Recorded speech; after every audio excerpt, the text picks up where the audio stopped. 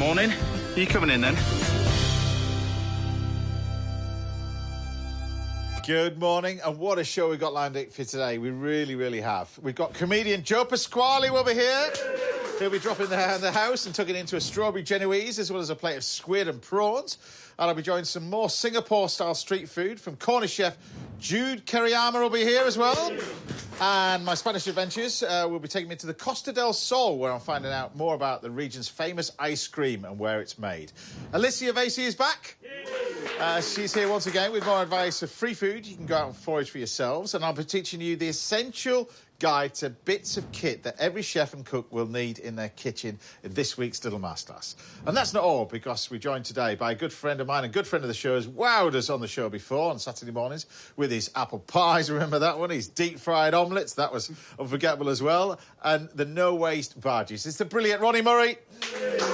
Great to have you at the back, chef. Thanks for having me. What are you going to cook for us? What's on the menu now, then? Not too bonkers today. Just right. We're going to do a nice little fish pie, perfect for in the middle of the week, something we can all cook at home. Hopefully. Beautiful. So this comes from where you... Is this one of the famous fish pies from a certain restaurant?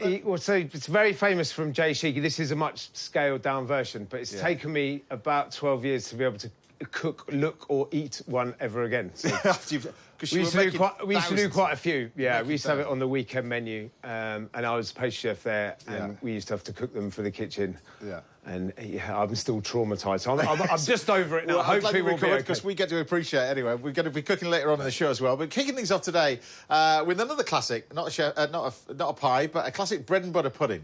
And that's because we've got some amazing sort of different produce that we've got in front of us over here. And we've got to do more to support our dairy farmers, trust me. So I'm cutting out the supermarkets and using some produce from a farmer just down the road in Winchester. I'm going to introduce you to him in a minute. But first of all, for our little bread and butter pudding, I'm going to use white sliced bread. You can use croissants, but I think for this one, we're just going to do it really, really classic. Take the crusts off the bread, and then all I'm going to do is just melt some butter in here. And rather than butter the bread, I'm just going to pour the butter over the top, just to keep things really easy. Doesn't surprise me, chef. Well, you worked in a busy restaurant. You were pastry chef. If you spend ages buttering bread, it'd be half your morning gone. So we always dipped it. You just dip it, or just pour it over the top is the best way, really. But you're going to take the bread like that. You're going to take the crust off. And then I'm going to assemble this all up. We've got some sultanas over here to make your classic bread and butter pudding. But like I said, I'm going to introduce you now to this amazing produce. So to find out more about where this comes from and the amazing work that dairy farmers do all around the country as well as just down the road, we're heading down the road in Winchester to speak to Oliver Neagle from Hiltonbury Jerseys. Welcome to the show, Oliver. Morning. I can see you there as well. So tell me, where did your love affair with this start? Is this a family-run business? Yeah, so my grandfather started the Hiltonbury name in 1947. Yeah. My parents then took the herd and the name over in 76 when they moved to Velmore Farm in Chandler's Fort. And then my parents parted company in the late 80s. My mum carried on with the herd name, and then she gave up the cows in 2001, which is where I decided to buy 2 cows off of her, which I'd been showing. Yeah. And kept the herd prefix, kept the name, took a farm on down in Ashurst. Yeah. That farm then went for development. That was a Hampshire County Council farm, and then the County Council have now moved us up to Winchester. New dairy unit, and the herd is about 300 now. With the followers, about 300. Yeah. Now he's smiling because I'm a farmer when I was a young kid as well. I mean, I know how hard this is. So just give it a little bit of insight in terms of your day. It starts so early, ends so late. I mean, nature doesn't stop. This is twice a day you're milking the cattle as well. Yeah. So we start about 6 in the morning. And then we milk the cows. Me and my stepdaughter milk the cows. We've got new milking parlour in 3 or 4 years ago, so we can get 100 through there in about an hour. Then there's all the calves to feed, cleaning up, feeding, and then field work as well. We do all our own field work, so we grow all our own crops, and between all that, all the straw, the maize harvesting, silage making. Then we milk them again in the afternoons. We've got the shop on site as well now, which is gathering momentum all the time. I want to talk to you about the shop as well, because this is where we are now. This is how, you know, your grandfather probably wouldn't even thought of this. This is where did this idea come from, that you can then cut out the supermarkets and then go straight to the public and have this sort of this. Well, basically, it was a vending machine. What is a vending machine? So tell us how that started. Whose idea was that? So we were struggling back in 2012 when milk prices were crashing. And I have a nutritionist come to the farm every month to do the nutrition on the dairy cows and all the costings for the business every month. And we were really struggling then. And I said, you know, what's the sort of best thing to do? And he said, well, why don't you put a vending machine in? I said, well, what am I going to do with that? He said, well, just put the milk in it and you should be able to sell it from the farm gate. I said, well, that's quite a good idea. And this is, can I just say, the prices were crashing. They're still not great now. People are still producing at a loss as well. This is milk. Yeah. When you're producing milk for how much and the supermarket are buying it for how much? Give us a little insight for that. Well, mine actually is slightly higher than the norm because I milk jerseys, so therefore my fat and protein content's higher, and that's based on what you get paid per litre. So I'm in the sort of 40s at the moment. Yeah. It's costing us about that to make it, to produce it. That's 40p a litre. I was going to say, yeah, what, 40p? 40p a litre. Yeah. Well, when I started milking back in 2003, I was getting about 28, I reckon. So if you bought a brand new tractor then, that was about 30,000 quid. Yeah. £35,000. To go and buy that same tractor now is about 135,000. But that's just one example. Yeah, but it's a story. It's a story with a lot of this. It's the fact that your end product, which is the milk, which nature doesn't stop. So this is twice a day, every single day, 365 days a year doing it, and so you're milking it.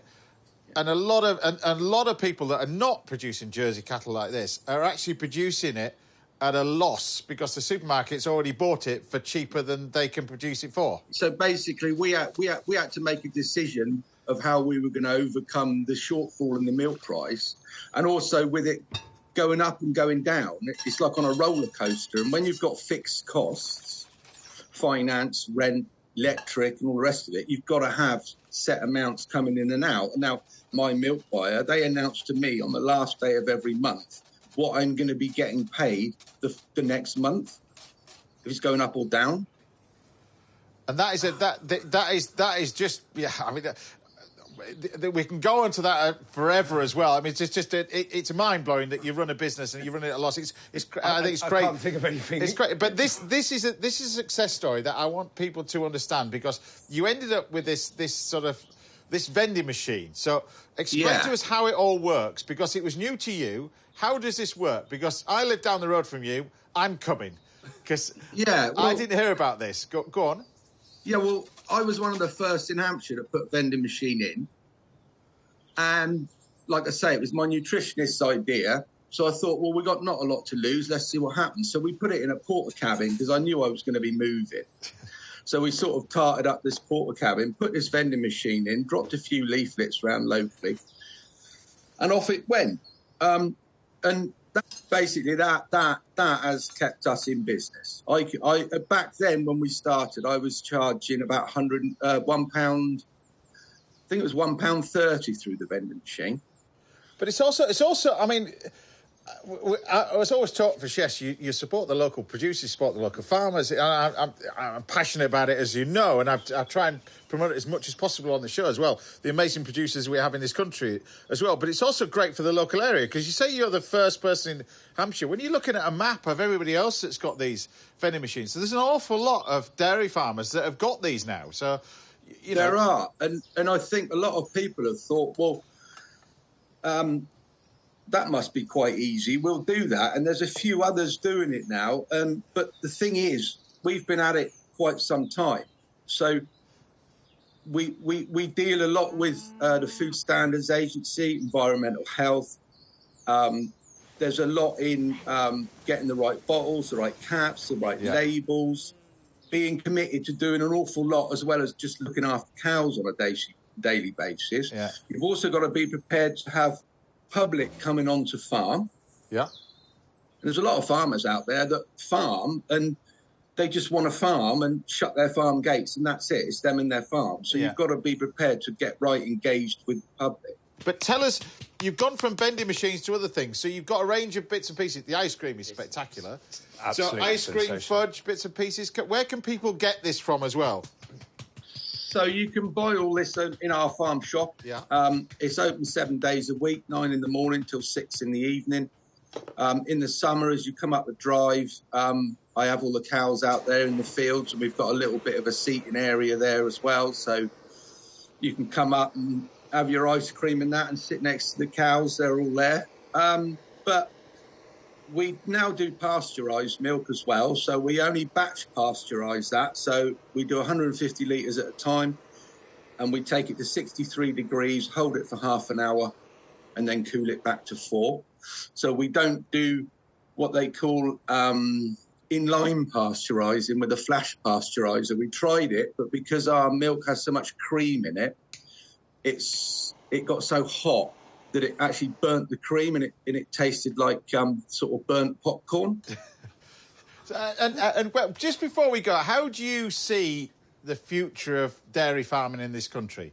How do you see it? You see that more people are having to diversify? Because you can only diversify, I suppose, in so much, can't you, in business? Yeah, well, they're having to diversify, but also, I mean, when I started in 2003, there was nearly 30,000 dairy farmers in the UK, and there's just over 7,000 now.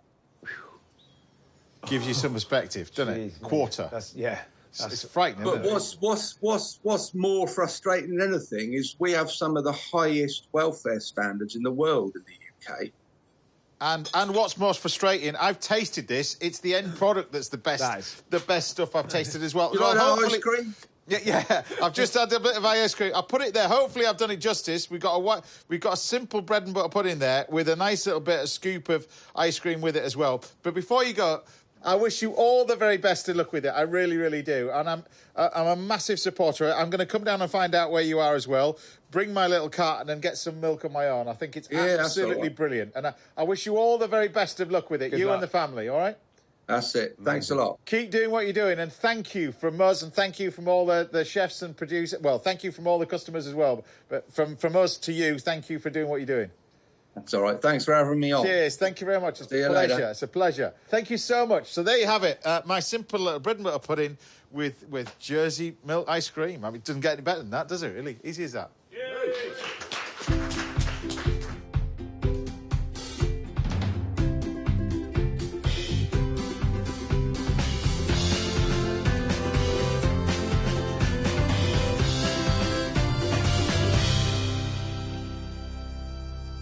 There we have it. Bon appetit. It's really interesting when you chat to somebody like Oliver that the reality of it is, can you imagine this turning up at work? You're at work, you've done a whole month, you're on a salary. That's your salary this month. Next month, they just decide, actually, we're going to pay you 30% less. Yeah. We might pay you 2% more the following month, but we might pay you 30% less. Can you imagine doing that on a day? It's absolutely... Well, you'd walk, wouldn't it? It's crazy. But he hasn't got any choice, has he? But that's the reality of dairy farming in this country. So, you know, luckily we've got people like this on our doorstep like this, but you can look online as well. You can help the dairy farmers out. You'll be able to look online. Other people are doing it right throughout the UK as well. There's Scotland, Ireland, Wales. There's places that have got these sort of vending machines on their farms, and you can appreciate like that as well. And the produce speaks for itself, doesn't it, really? Shop local. It's absolutely... Exactly, shop local. Don't get any more local than that. This gentleman will be cooking for us a little bit later. We'll be in the kitchen with Joe Pasquale very shortly, but don't go anywhere, because after the break, we're heading off to the Spanish coast for the latest leg of my food adventures. I'll see you in a bit.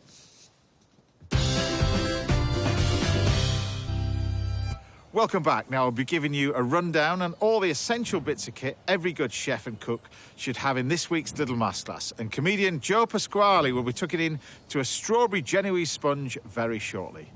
OK, it's time for more cooking and time to head off to Spain for another one of my food adventures. This week, we're following the footsteps of millions of British tourists as we head to the Costa del Sol for a taste of the region's famous ice cream. Enjoy this one.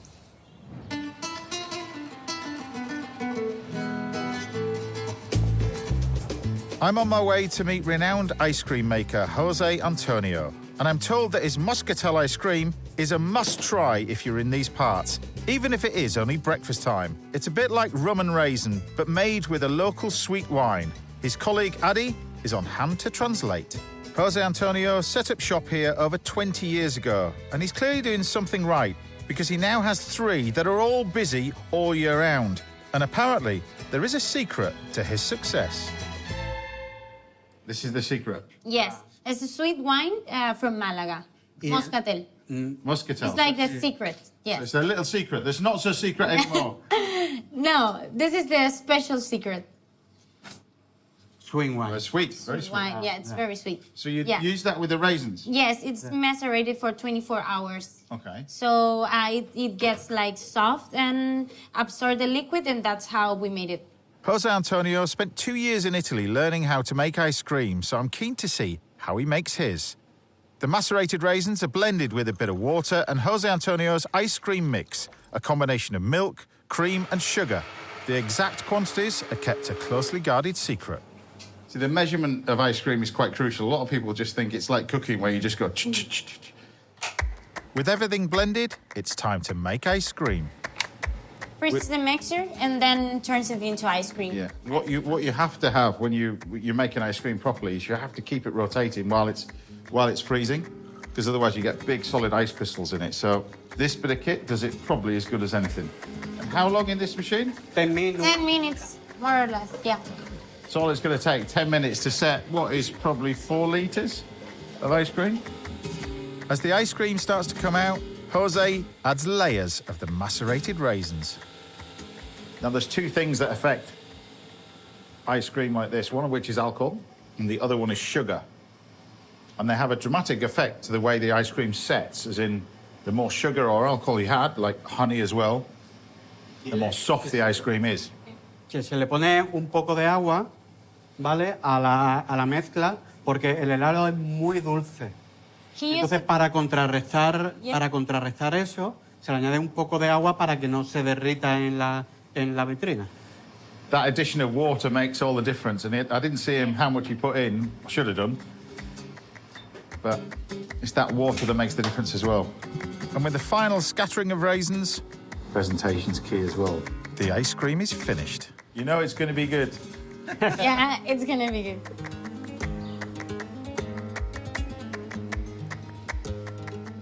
The famous Malaga ice cream.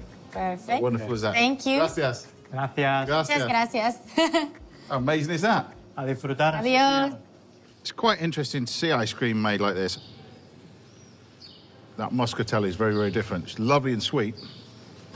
When you think of this, you think of rum and raisin. It's not rum and raisin at all. It's beautiful and sweet. It's balanced.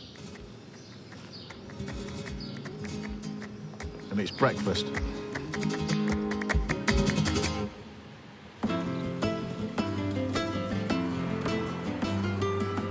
Now, breakfast is obviously followed by, your friend and mine, lunch. And I've got an idea of brewing that brings together Muscatel with another ingredient that I've been seeing everywhere on my travels. Now, I thought of many ways to use this, to be honest, this Muscatel. But I thought, rather than do a dessert, I thought I'd do a wonderful little dish with some veal. And I'd do it with onions, with mushrooms, a little bit of the Muscatel grapes over there with potatoes as well. But you could just have a lock in and drink it. It's amazing stuff. But with this one, I'm just going to do a simple little dish using these lovely little veal chops. Just a decent amount of salt is all you need. So on one side and on the other. Now, the great thing about the veal chop is you can treat it like steak. But what you want to do with this is just take a little bit of olive oil, just a touch, drizzle that over the top. And what I mean by that, you can treat this like a steak. You can cook it medium rare, however you want it, really. So a nice hot griddle on here, and just take the steaks, and they can go straight on. So they can cook away nicely. While there's cooking, we're then going to get ready for the rest of our ingredients, because the meat needs to relax. That's the key to this. So when you make it, it's important, however long it's been in the pan, that's how long it needs to relax and chill out before you actually serve it. So it gives us time to then talk about the rest of the ingredients over here.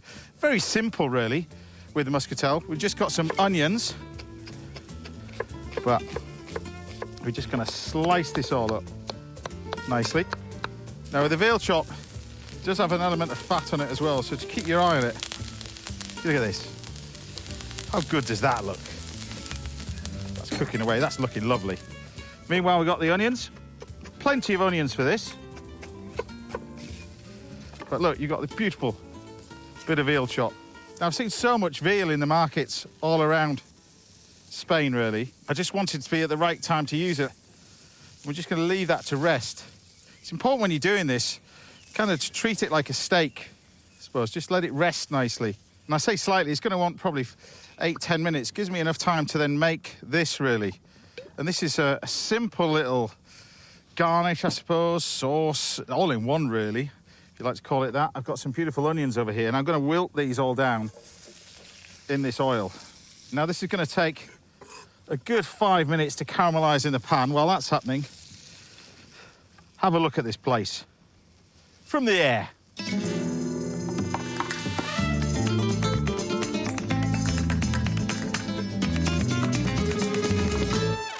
So once you've got the onions cooking away nicely, in we can go with our garlic, like that.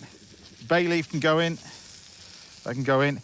And our potatoes, obviously this is going to be quite quick to cook, so we can thinly slice our potatoes. They can go into our dish as well. We've got some of this wonderful muscatel. Nice glug of that. Look at the colour from it as well. What you want to do is reduce this down. Now, you could use stock, and I'm going to use water for this instead. We're going to just slightly cover it. We'll take a touch of cream as well. Just a little bit of thick cream. That's going to go in. What we're going to do now is just gradually bring this all down, just gently cook it so the potatoes cook. And at the same time now we can have some of these muscatel grapes. These are these wonderful sort of raisins that you make this amazing sweet wine with. And then mushrooms. And they're going to reduce down with it. Leave that gently simmering away. I couldn't resist these really from the supermarket. Like that. Beautiful. I'm just going to finish them off on the barbecue. Right, and see, that's done now as well. Just nice and simple. The onions, I just love these as they are, really. On the barbecue, these are just ace. You just want to put a little bit of salt on them and a touch of oil. Tiny bit of oil. Nothing else. Just let them barbecue nicely on here. But I'm going to serve the rest of it now. Just nice and simple. You've got this wonderful potato, these onions, caramelised onions, everything else. Like that. You drizzle this with a little bit of olive oil. Your glorious veal chop.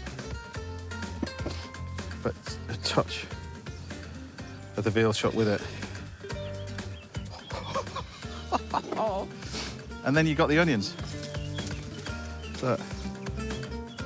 Amazing, these. They taste phenomenal. You just put a few bits of these with it. So that's kind of it, really. It's that simple. The veal chop. If you treat it like a steak, look at that. You have it beautiful and medium in the middle. That dunked into the sauce. I love dishes like this. I love locations like this, surrounded by food. What a great way to kick off my adventure in the Costa del Sol.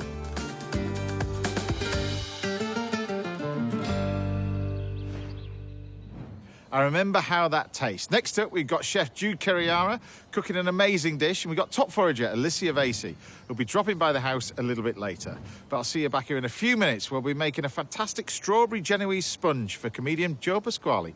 I'll see you in a bit. Friend of the show, Ronnie Murray, will be cooking for us a little bit later, and top forager Alicia Vasey will be dropping by the house very shortly.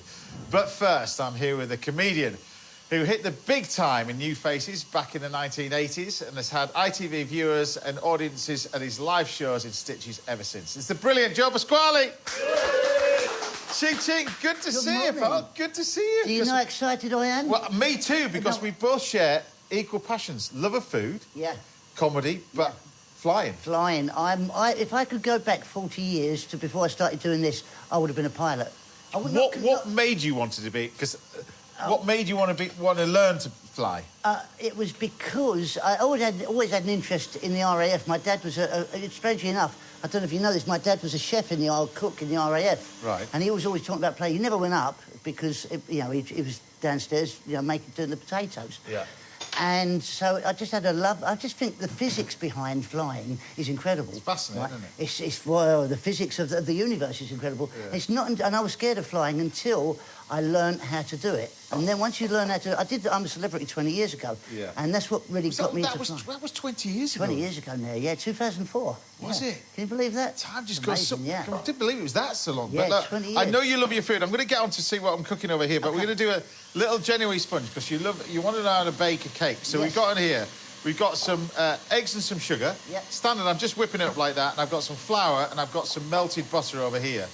And I'm going to fold that into the mixture, which I'm going to do in a minute. But we're going to line our little tin with a little cartouche and then pop this in the oven. So, first of all, I want to go back to the 1980s, really, for you. And for you, before comedy and all that, you worked around food. You were Smithfield Market. I was what's called a humper at Smithfield's Market, which has a different connotation nowadays. But and I used to take the meat around. We'd have to unload it from a great big, refrigerated container. That'd be massive, giant. And I was only 17 at the time. Weighed about, I was only about 8.5 stone, something like that. And these things were 4 times the size of me. And you would literally have to get underneath it. It was hanging on this big hook in the back of this refrigerated lorry, and you put your arm over the shin of the beef, and the rest of the beef would be hanging down your back like a cloak of meat. It'd be like Lady Gaga's meat suit, and you'd literally just walk down this end of this lorry, and at the end there'd be like an 18-inch drop to get off, and this thing was 4 times heavier than me. And it may sound like I was very strong. It wasn't. 9 times out of 10 I'd drop it, and the law was if you dropped it, you still had to carry it. But you'd get a great big lump of beef at the end of the week and a chicken plus your wages, and my mum loved it. But I used to have a Yamaha FS1E. Do you remember the Fizzies? I do, Fizzies, yeah. And I used to go up and down the A13 on this. At the end of the week on a Friday, I'd have my chicken unplugged. It had the beak on it, the feet, everything. It was like the Roadrunner in a little plastic bag on one handlebar, and on the other side of the handlebar, I had this great big lump of beef. And I remember one day somebody clipped my wing mirror and it knocked the chicken off. And I was totally overbalanced because I had the beef on the other side, the chicken had gone, and everybody's bibbing me up down the road, and I thought I'm overbalancing. It wasn't until I got home, the chicken had bounced out and it stuck on the mudguard, and it looked like I'd been chased down the A13 by this chicken. and I've got home and my mum's so disappointed, and she went, "Oh my God, no, look at this, what, he ruined the chicken," because it was half cooked on the exhaust. And she just cut that half off, and we still had it for Sunday lunch, and you just smelt of 2040 oil. It was just the worst piece of chicken you've ever had in your life. Where does the bit from that to comedy bit? Where's that transition bit? Who got you into that New Faces? Was that your mum deciding you're going on? How did that happen? What happened, I just thought... I did so many jobs. I was a cleric at the Civil Service. I was Department of Transport and Environment. I worked at Forge at Dagenham. But you've done a bit of everything. Oh, I did a bit. I couldn't do anything. And then I got a job calling bingo and refereeing wrestling at holiday camp. I thought, this is the life. This is show business. And I've been doing it ever since, really. So you got a job calling bingo and refereeing wrestling. Refereeing wrestling. Yeah. And they used to... all the wrestlers used to come to all the holiday camps, but they would always get me in a headlock or stick my head between their legs trying to break my neck with it. And it was the worst. But we've got to talk about New Faces, because that particular time, I remember that growing up as a kid, watching that everybody used to stop. Yeah. Sit in front of the TV and you sit there with your remote control that was still attached. Remember we've got a younger generation in here. Your remote control used to be attached with a lead. With a wire on it, Yeah, exactly. Yeah. But that was everybody used to sit there, and that was almost the biggest show. And there was only, I think there was 4 channels then, that was it. So there wasn't like 500 channels to choose, just 4 channels. And so you stuck with it. And I remember I went to the audition. I only went to the audition as a laugh. And in the afternoon, you did the show in the afternoon, and the panel would watch it. And in those days, it was Ken Dodd was on the panel. And when I was having my makeup done, he came to see me. He sat down next to me. He went, "Can I give you some advice, son?" So I went, "Yeah." He said, and he rewrote my whole act. He'd written every piece of work. Got a bit of paper out. He'd written everything down. He went, "Get rid of that joke there. Put that to the end. Move that to there. Do this there. When you take the rabbit out the hat, shake it down your leg. You'll get an extra laugh there. If you do that tonight, son, you'll win." And I did exactly what he said, and I won. And that was it. And never looked back, really. That must have been incredible, that. Yeah, it was. But then for the next 5 years, I had no experience at all. People thought I was an established actor on the circuit, and I wasn't, and I died on my backside. Then you did, because obviously, you know, comedy, and you're mastered the art now, but comedy takes years and years and years. Well, they've written 10,000 hours to learn anything, really, to get to that point, isn't it? Yeah. Of anything at all. But you learn more from dying on your backside than you do from going well. Yeah. Well, I've done 4 tours now, and you kind of learn. And there's also the different audiences wherever you are in the UK. You've got to learn to adapt. Never the same twice. Never ever the same. You think you might do the same, but as you know, with music, with the stuff you do at the band, it's never the same twice. It might be similar, but it's never exactly the same. You know? So tell everybody what you're doing now, because this tour, I would think with comedians, you don't help yourself, do you? You start this tour. It's a monster. Yeah. Well, it started last year, and what happened was really, James, was I've been touring on and off for donkey's years now, but it got to the point where I was getting not fed up of the gigs, I was fed up of the travelling, and I thought, what am I going to do? How can I change this? And then it got taken away from me for obvious reasons because of COVID. And then I was just a bloke at home in his pants for 2 years. And I thought... Which was a lot of people, to be honest. Yeah, a lot of people the same thing. Yeah. You know, there's bits of telly going about, but for my, live work, there was nothing at all. It was taken. Well, it was like us in the restaurant industry. The whole world stopped for sure. But when the whole world stops and you can't actually do any of your job... No. And I thought, what defines me? If I haven't got that part of my personality to be used, I am just a bloke sitting there watching Netflix for the next 2 years, which is what happened. And even the government said, anybody in the industry of show business, you should retrain. What really am I going to... what am I going to do? I could be a pilot. Be a pilot, yeah, but not a commercial pilot. I was going to say, imagine being on a commercial plane going to Malaga and go, "That's your captain speaking, don't eat the nuts." You know, they'd never go with me. No one would have me as that. People won't even fly with me. They won't be on the same settee as me, let alone getting a plane. So what was that like for you, seriously? Because that 2 years was really hard. I kept myself physically fit and mentally fit. I write horror novels as well. So. Well, I wanted to get into that as well, because that's another sideline to you. Where does that love of horror novels come from? Where does that come from? It's just horror generally. I got run over when I was 13. Missed a year of school. I spent a whole year basically sleeping on the settee because I was plastered literally from my chest down to my feet. And so my mum and dad would go to bed, my brother and my sisters would go to bed and leave me downstairs. In those days, only 3 channels, and the telly would go off, a little white dot at midnight, but up to between 10 and 12, there'd always be some dodgy horror film from Hammer on the telly, and I became immune to horror after that, and I loved it. Right? But for somebody who'd never passed a single exam like I have, and to do writing and stuff like that, I mean, the enjoyment you must get now, having all these years... Yeah, I always thought I was a bit of a div. And then I discovered through flying that I wasn't quite as thick as I thought I was, really. Because, the exams you have to pass. If I could fly for a living, do you know what I'd be? I'd be a crop duster.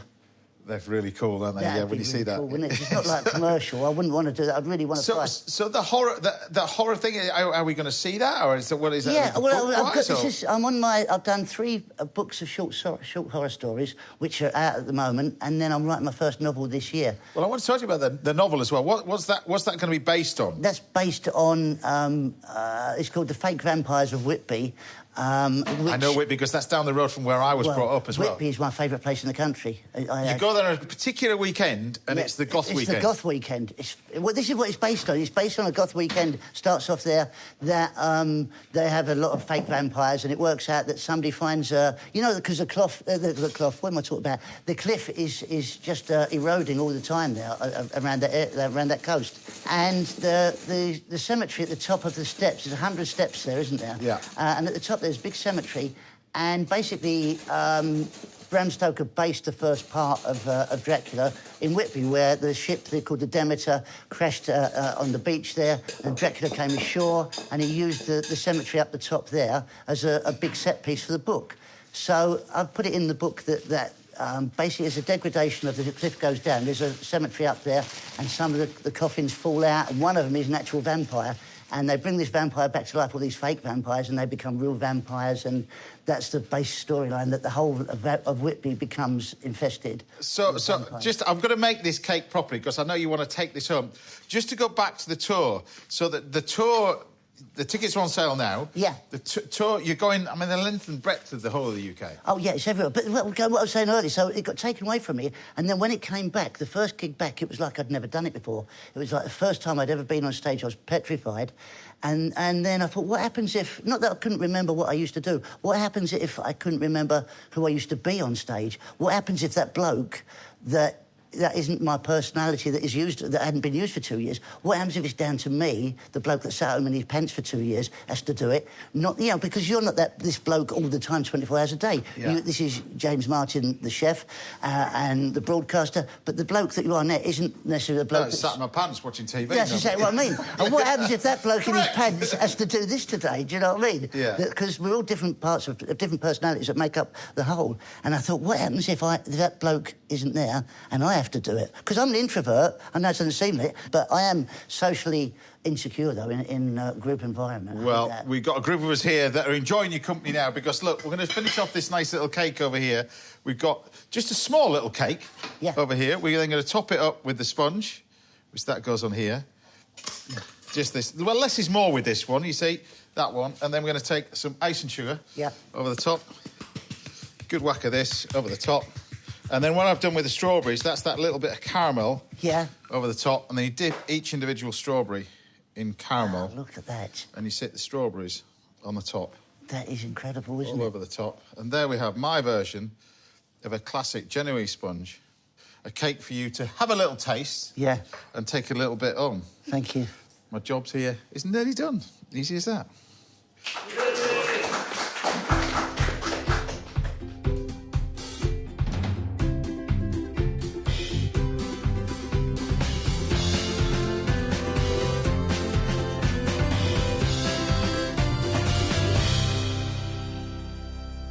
Right, I'll give you a little taster of this. Yes, please. A little taster, because you've got to take the rest home.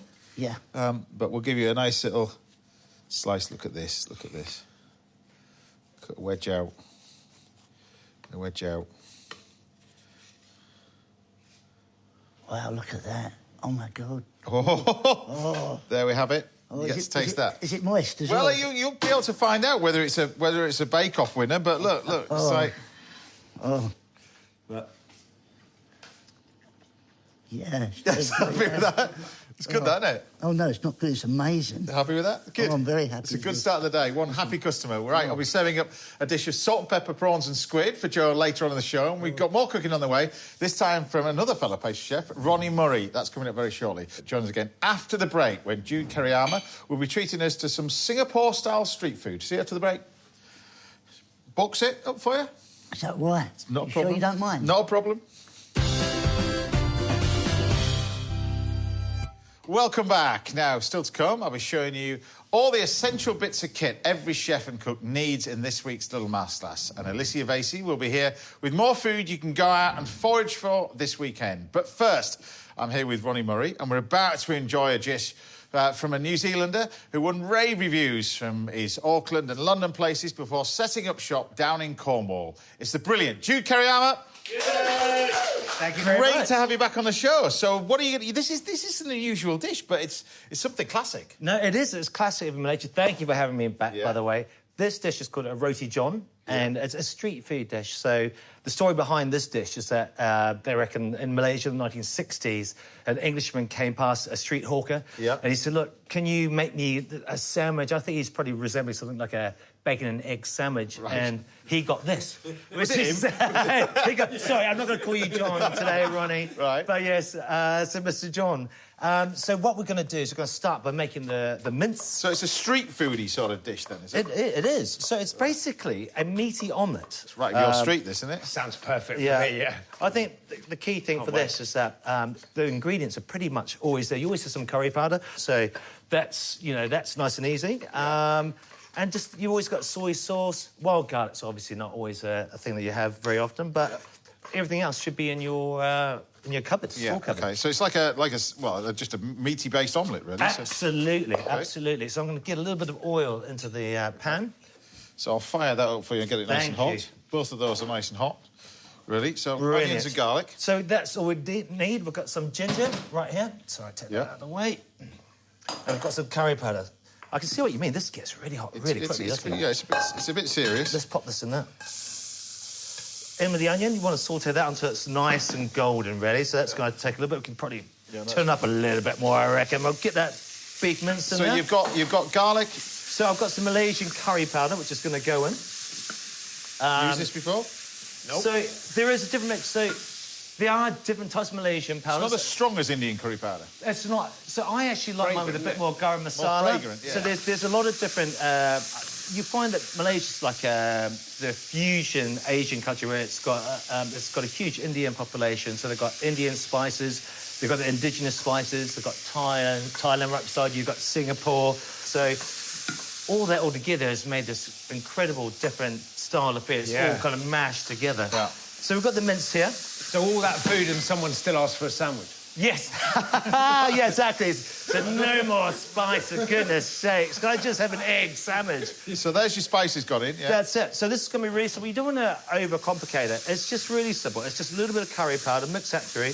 Well, we'll turn that down a little bit so we don't burn the spices. Bit of seasoning, bit of salt. What's the liquid you're putting in? So there's a little bit of beef stock. So just in case it gets... Well, you want to get it nicely caramelised, but you don't want to burn those spices. OK. But you've got to toast the spices off, right? Absolutely. That's the key. In this country, we're not great at doing that. So this is one of the classic street foods if you go visit there, is it? Absolutely. So there are different versions. There's a seafood roti, but I can't remember what the name of that one is. I obviously only go for a roti john. That's why I'm making it here today. I'm just going to add a couple of tablespoons of soy sauce, because soy sauce makes everything taste good. Great seasoning. And you use the dark one or the light one? I use the light one for seasoning, dark one for colour. Right. Okay. The objective of this is not really colour, it's the flavour, because this is going to go into into the omelette. Yeah. Let's have a little taste of this. If there was a dish that was right up your street, right, this would be yours, wouldn't it? Oh, yeah. This is 100%. Yeah. So you allow that to cool now. I'll let that cool. Yeah. I'll pop that on the side. And we've got one. We've got this. This is the finished item. So something we made earlier. Yeah, exactly. So that's that one. And so now we're going to need these pans on a nice medium heat. Should I attempt to do that? Oh, got that. Thank you very much. Yeah, I won't touch it. Just leaves it with me, that way. Yeah. I can't say I blame him. That's what I do as well. So what I'm going to do is just make a quick omelette mix. So 2 eggs per person. Yeah. Try not to make too much of a mess with the egg. So this, the spring onions and the cucumber, am I doing this right? Oh, that's perfect. Absolutely perfect. It's going to go in the garnish, but I'm going to steal half of those. Do you mind cutting that again for the omelette mix? That'd be do that perfect. Again. That's right. Thank you. So, this is such a simple dish. Here we go. We're just whisking. There we go. That's our omelette mix. That's nice and simple. Pop that over there. Chuck in some of these spring onions. I can probably use a little bit less than that. Thank you, Chef. Yeah, so generous. That's all right. It's got all the hallmarks to a better omelette than you used to get to. Chop this up? Yes, please. That's perfect. Because then you want to add the mince to this, I suppose. I do, indeed. So it's just wild garlic season, so why not? I mean, this is not traditional. You can change this however you want. Just got to turn those pans down to a... There you go. So, yeah, thank you. That is great. So I'm going to mix that through. Do you want all this lot together, or do you want to separate? Just the spring onions in that bowl would be lovely. And maybe if you could pick some lettuce leaves, because they're just going to go into the sandwich. Look at that. Into the sandwich as well? Yeah, that's good. You need a lettuce in your sandwich. Here we go. Pop those out of the way. So with this, we've got some mince. Right. We're going to add as much as you like. So I think for us, we're going to add quite a bit into there. I mean, it depends how you like it, really. So is this classic? This is like an open omelette, then, is it? Is that what you do? So what, sorry? Open omelette? Yes. Yeah. So you'll see how it works. So I'm going to put this into the pan with some butter, because I know somebody who likes butter around here. I don't know what you're talking about, do you? No idea. No. The odd bit. There we go. Bit of butter. Make sure this doesn't smoke too much. It is going to smoke.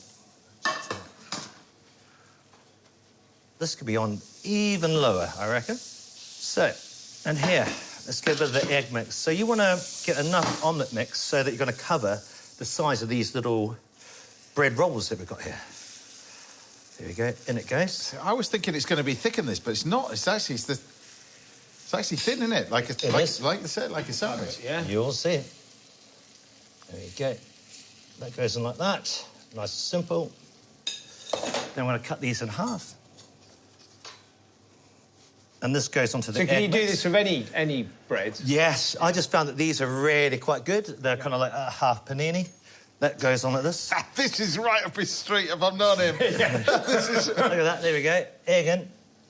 I'm thinking I've got a gazebo at home. With what's about to happen, because you got on here, you got the crispy fried onions. Yes. What else have we got? So I've got some jalapenos. You can use whatever chilies you want. You can put some Thai red chilies in there. I think it's kind of nice when you make these for everybody, they can really garnish it themselves. So they can put as much chili as they like. Right. So with this little egg on it, I just got to pop this in here. So just make a little... Perfect street food, couple of pans, garnish in front, let people crack on. Yeah. Oh, there he is. That's fine.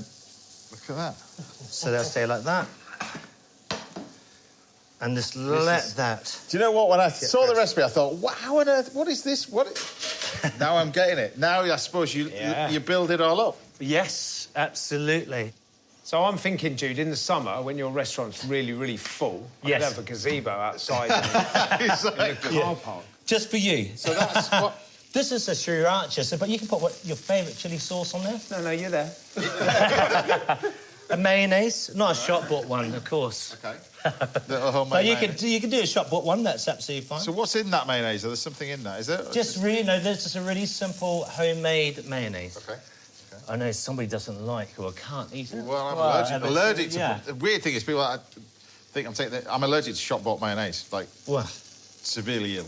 Oh, right. So you've got... Can we turn that down you've got a little bit more? Turn that off, Sorry. yeah, it's fine. There we So go. that's crispy fried onions. Crispy fried onions. You see, it's just all one of brilliant, my favourite ingredients. And there's a reason why you're doing this on one side.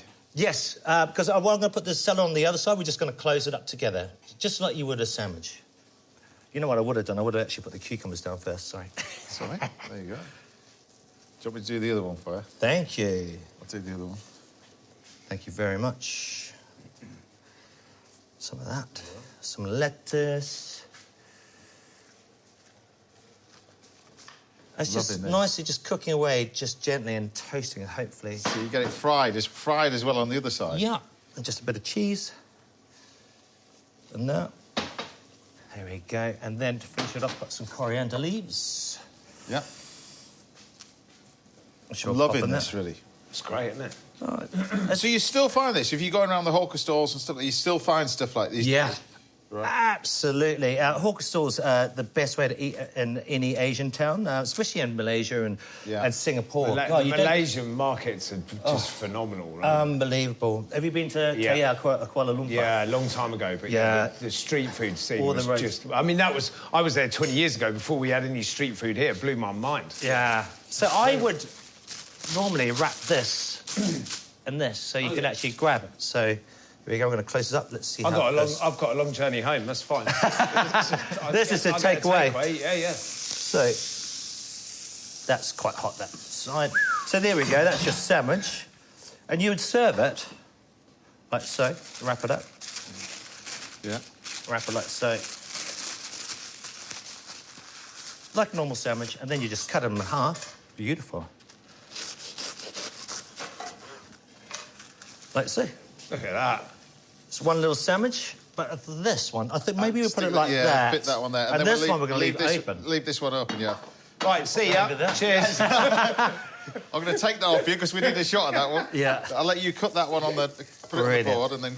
I'll get rid of your pan. Thank you very much. There we go. I'm go. loving this idea, I think. But it's a fun thing. You can be... proper toasted sandwich, isn't it, that? It's something you can have any time of the day. That has just elevated the sandwich game, isn't it? You know what I'm having to do for lunch next week at home, don't you? Yeah. Dad. Yeah, I can imagine that. So I love the idea that you can mix and match it. You can use you don't have to use beef mince and everything else, but it's just... Well, you could do seafood. Oh, I just made a mess of this one. But, hey, I'll put it back together just for the shot. Thank you, Chef. Loving that. It's quite, an elevated toasted sandwich, basically. It's proper elevated. It's a proper... That's elevated the toasted sandwich. It's a proper elevated toasted sandwich, then. So give us the name of this dish, then. It is a Roti John. How good is that? Looks amazing. Well done. Stop work. Thank you very much. Thank you.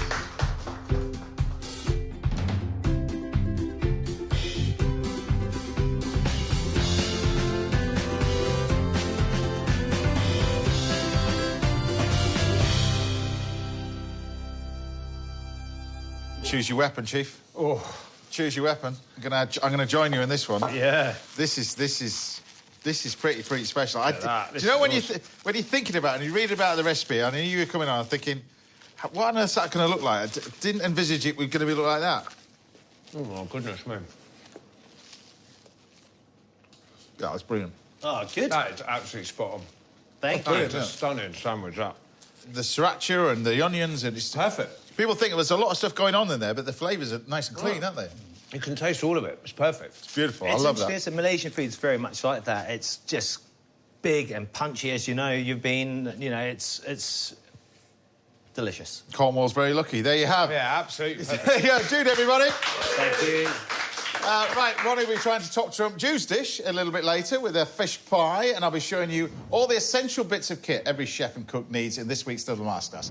That's coming up a little bit later, but join us again after the break. We're getting more expert forager advice from the one and only Alicia Vasey. That is brilliant. Thank you. See you after the break.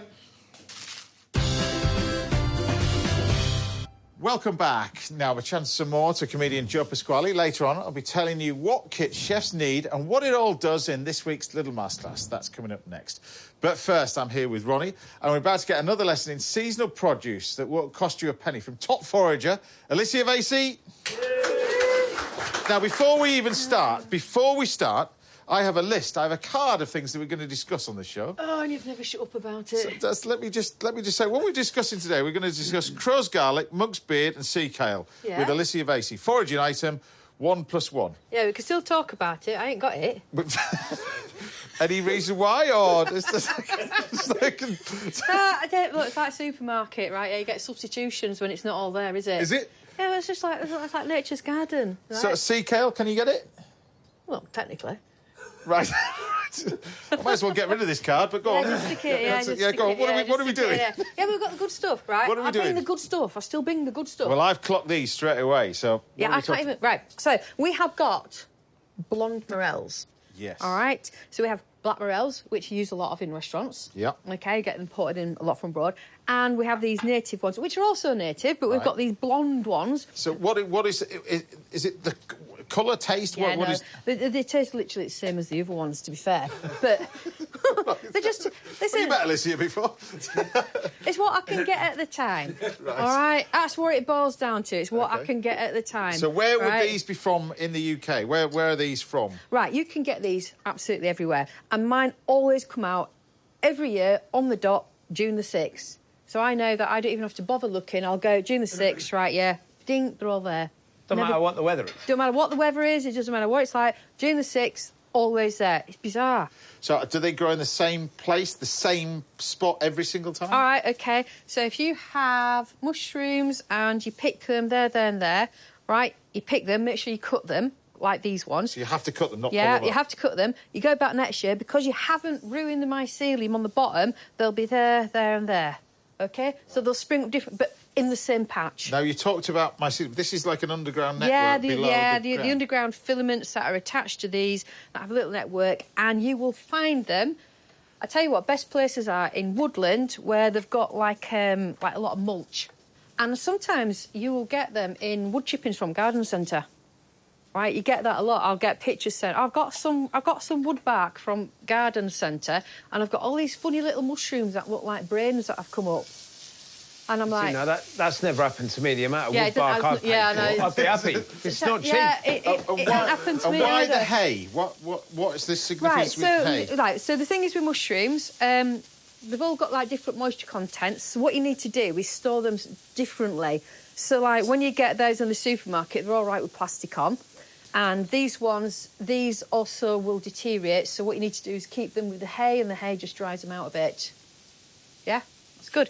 So the other thing you got to look out for is when you're picking morel mushrooms, and there's two things. You've got false morel mushrooms, and they look like curly little brains. These ones have, like, little striations. Can you see how they're going, like little rows almost? Yeah.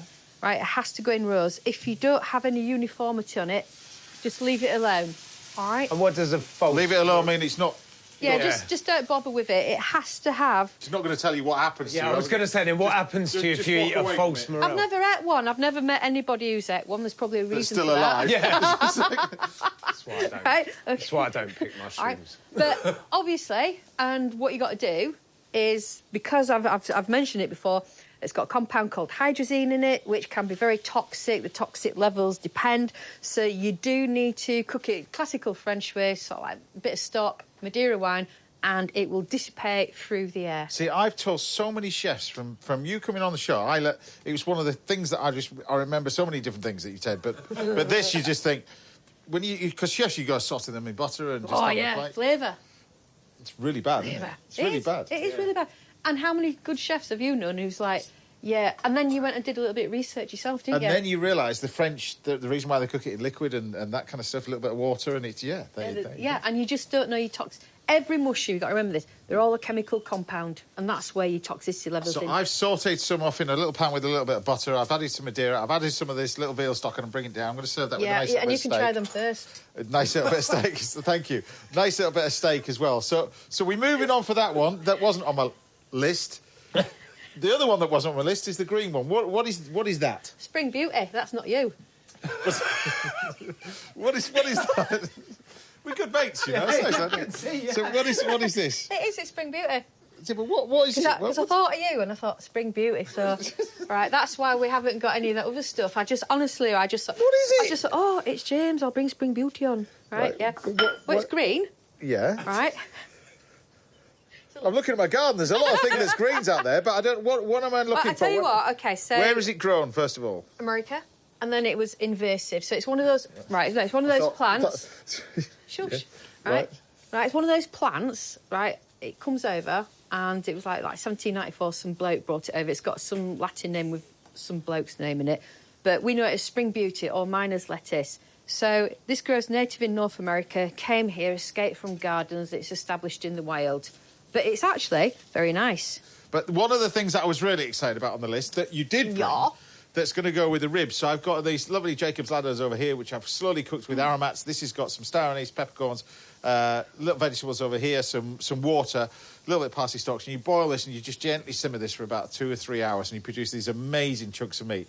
We've finished them off on the barbecue. I'm going to finish off with a little bit of this glaze, but also some of this. I am obsessed with. Not surprised. And it was actually Gareth Ward that introduced me to this. Was it? Because they tap their own trees and they produce this. But you're going to tell us what it is, because this is amazing. Yes. Well, I tell you what I'll do. Do you need that bowl? Because if not, I'll just tip all this water. I don't need the... Oh, well, go on. You're right, it's fine. Well, you won't taste... Right, so this is tree tapping, and at this time of year, it's fantastic. So there's certain trees you can tap, but this one's actually birch tree. So you can do birch tree and sycamore tree. So we've got birch tree sap here. All right, now what happens is at this time of year, and it's funny really because we'll get back to mushrooms. So underneath the ground, the mushrooms will help a tree kickstart its year, a bit like when when trees put all the energy down in the roots in autumn to kickstart the mushrooms breeding season. It works symbiotic. That's why you have mushrooms which are symbiotic, which are what morels are. They put all the nutrients back into the tree gets kick-started, and what it starts to do is starts to draw up water. And what it'll do is it will purify the water, and it will take all the nutrients, and it will impart sugars into it. And that's the amazing part. It's quite fascinating when nature, when you look at it like that, one works with the other one, and not one contradicts the other one as well, isn't it? Oh, it's you know what? The relationships between plants, mushrooms, animals, everything's, we might not always see the purpose, but there is always a purpose. Right. So this is the syrup straight out the tree, is it? So nothing, straight out the tree. This is nothing processed or anything. So this is as it is, like this, and you tap it. I mean, I've seen Gareth at his place when you tapping the tree. Well, explain the process. Right, OK, so you have your tree, you put a little hole in it, and then you put, like, a tree tap. You can get tree tapping kits, and then you get a little tube and fill up your container. I would recommend you only do it once to a tree. And you need a tree with a fairly, about that... Once a year, or...? Just once. Just once? Yeah, if you want to keep your tree, because you're going to kill it if you keep on doing it, because you're depriving it of nutrients and also putting a hole in it. They're not quite happy about that. So... It says it how it is. It's kind of like common sense. But you can taste there's something there, isn't it? But I mean, imagine if you haven't got access to clean water, and it's a bit like what they do in India with the reed beds. You know, they filtrate the water through the reed beds to purify it. It's exactly the same with what the birch tree does. So the tree does it naturally. Yeah. So there's a purification process going on. But then you take this is the science. This is what I love about this. Oh, yeah, I'm going to I'm going to serve this with these ribs because this makes this taste amazing. The steak's going to be there with the little morels over there, reducing down. Oh, I'm so glad I've got steak. Tell us about tell us about this then, because this what you do with it, because this is why I watched Gareth do this. So this is a 5-litre container, and I brought it on. It's not pretty, it is ugly, and it is clumpy, but there is a reason. Because you need 20 of these to make that. 20 of them? 20 of these, 25 litres. So it's 100 litres to one of them. See, the sound man's freaking out because we've got the dogs, we've got somebody mowing the lawn. It's countryside, all right? This is what happens when you concern. You can go foraging in the countryside, you get dogs and you get lawnmowers. Exactly. So this, people think because you got 20 of these, you put it in a big pan, you reduce it all down, you add colourings, you add sugar to this. Nothing is added to this at all. Absolutely, nothing is added. Now, I've got a friend who's got an amazing piece of kit, and it just like you pile it in one end, and it goes through a process where it's boiling, reducing. It's got logs going underneath it, and it is just absolutely incredible the amount that you have to use just to get this. I mean, really, to be fair, that should be really expensive, but you can actually buy it. As long as it's pure, this is just absolutely amazing. So what are people looking for when you're looking at buying this? What would it's just? It's got to be just pure birch tree sap. Literally, no of the. So that is just that's reduced down to. That's 100 of these. Yeah. Sorry, they're not 100. There's 20 of these. It's getting more expensive. 20 of these. All right, mix one of those. Mix one of those. There you go. Just have a taste of that, because I think this, when you taste maple syrup, this is on a different planet. Oh, right. Is that the best thing I brought on the show? Well, considering you didn't bring the other 3 things that you're supposed to be doing. Am I forgiven? Am I forgiven? Well, not necessarily forgiven, but, we'll get you on again, to be honest with you, when you can be bothered to get the other 3 things that you were supposed to bring down. But yeah, next month, maybe. But look, that's classic forager for you there, right there. Thank you. Exactly. Yeah, well, you wanted that. You wanted that, but I've actually brought this because it's better. Yeah. Yeah, and it's twice the price normally. Do you know what it was? It's because, you may say it's better because we're both from the similar part of the country. It's basically good. Whether you can be bothered to go up there and get it, I reckon that's down to. But there we have it. The fabulous Alicia Vasey, everybody.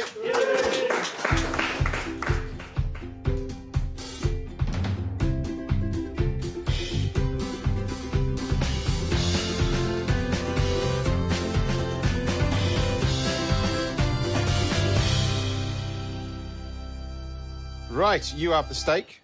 Is that all right? Oh, yeah. You're having the ribs. It's fun for me, that. Yeah. But just with the burst up as well. You got knives and forks over there. But this is amazing stuff. It holds really well as well, doesn't it? Yeah, that's quite. Yeah. It's not bad, is it? Super tasty over the top. There you go. I thought I'd be a bit of greenery. Steak and rails. These are amazing as well. While we didn't get the 3 ingredients that we're supposed to have, this is a decent supplement. But that is one of the nicest things you brought on the show. Because I know it is. It's brilliant stuff. It's brilliant. It's brilliant. You taste that with the birch sap as well. It's just... All right.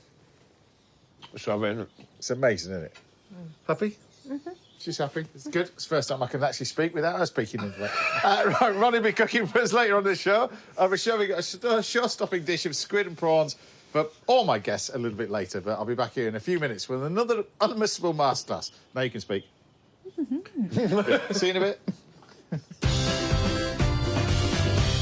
Welcome back. Now I'll be treating Joe Pasquale to a plate of squid and prawns shortly, and Mr. Ronnie Murray, the chef, will be taking over the kitchen duties. That's coming up next. But first, it's time for this week's masterclass. And this week, I thought I'd do something a little bit different and look at the essential bits of kit that every cook and chef needs in their kitchen. This is like the ultimate car boot sale, really, if there was one. This would be surrounded by chefs, really, buying this bits of kit. It's kit that I've collected over the years, and some modern stuff, some old stuff, some traditional stuff. But it just shows you a little insight of where food's going, where it's gone, some of the classic sort of stuff that's still around, really, and what to look out for. So if you're looking for something for a keen cook or a keen chef, and you're looking for something as a gift, but looking further afield on the internet, this is what you need to look out for. Now, there's been a huge influence recently on social media, TikTok and that kind of stuff, about chefs using these little moulds. And I'm going to start off over here. So these are the classic little moulds that we've got over here. You used to be able to do these little silicone moulds, which are brilliant for Yorkshire puddings and desserts. You can freeze these, you can cook them, pop them out, they're brilliant.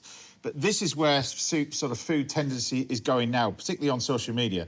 These are the little sort of moulds that you get. Now, these are available online, really. There's places in Switzerland that do it. You can buy them in France. These are little silicone moulds, and you get amazing little patterns for it.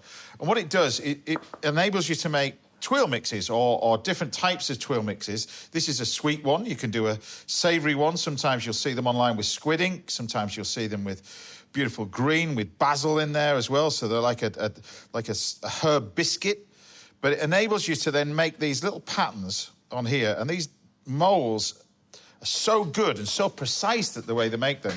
And it holds the shape and holds the colour and the texture of everything when you bake it. So this just gets potted in the oven. You'll see what I mean in a second. Even down to this, these little step palette knives, these are what I use all the time, these little tiny ones.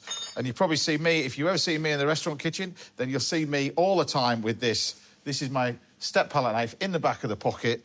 This is what chefs love. And so much so that I have to brand it at the back because chefs accidentally put it in their bit of kit at the end of service. But these are sort of step palette knives. These are essential bits of kit in any restaurant kitchen and any home kitchen as well. These are brilliant. So while they're in the oven, we're going to run through all this sort of stuff over here. It sounds daft, string. Butcher's string. This is a gift for a chef. It's fantastic. It sounds ridiculous, but this holds the tension in meat. You can't do this with normal sort of particularly string that you buy for your garden or anything else like that. If you use conventional string, it can rip and tear. This will hold it all together. So butcher's twine. There's been a huge influence recently over sort of Japanese-style cooking in sort of commercial restaurants as well.